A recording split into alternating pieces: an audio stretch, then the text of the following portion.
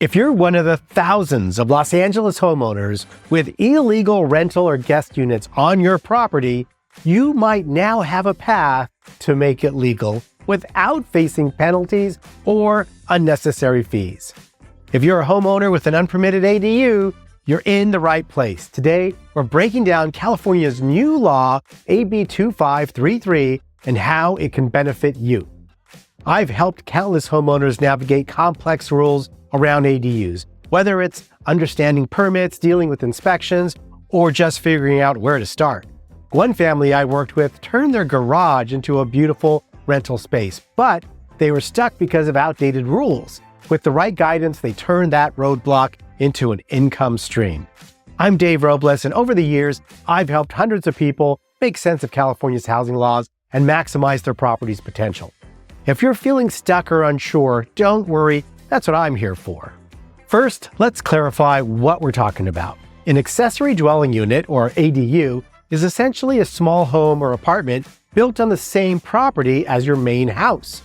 Think backyard cottage, guest unit, converted garages, or standalone granny flats. A junior accessory dwelling unit, or JADU, is an even smaller version, usually a converted room inside your home with its own entrance and a small kitchenette setup. Here's the big deal with AB 2533.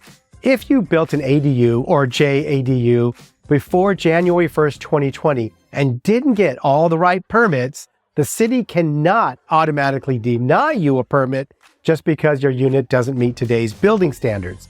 Now, safety is still a priority. If there's something dangerous like faulty wiring or structural issues, the city can require you to fix those. But the key is you won't be penalized and you'll have a clear path to bring your unit up to code. The law also makes things clearer for homeowners. Cities are now required to provide a checklist of potential safety concerns, allow you to get a private inspection from a contractor before applying for a permit. And here's the cool part, this inspection can stay confidential. If this feels like a lot of information, and let's be honest, housing laws always are, don't stress. If you'd rather have someone walk you through this process step by step, just reach out. That's exactly what we're here for. Another win with AB 2533, no surprise fees. Cities can't charge you extra things like impact fees or connection charges unless there's a very specific reason. So in short, the process is now more straightforward with fewer financial hurdles. Now, if you apply for a permit for an older unpermitted ADU, the city will inspect the unit for safety. They'll let you know if things need fixing, but here's the key. You won't get in trouble for having an unpermitted ADU. As long as you can address safety concerns, the city is required to approve your permits. And finally, if local governments incur extra costs because of this law, the state will reimburse them. That means cities don't have an excuse to slow roll the process.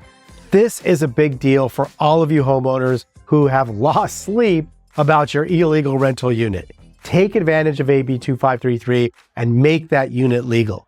If you would like to chat about this, don't hesitate to contact me. I'm here to help.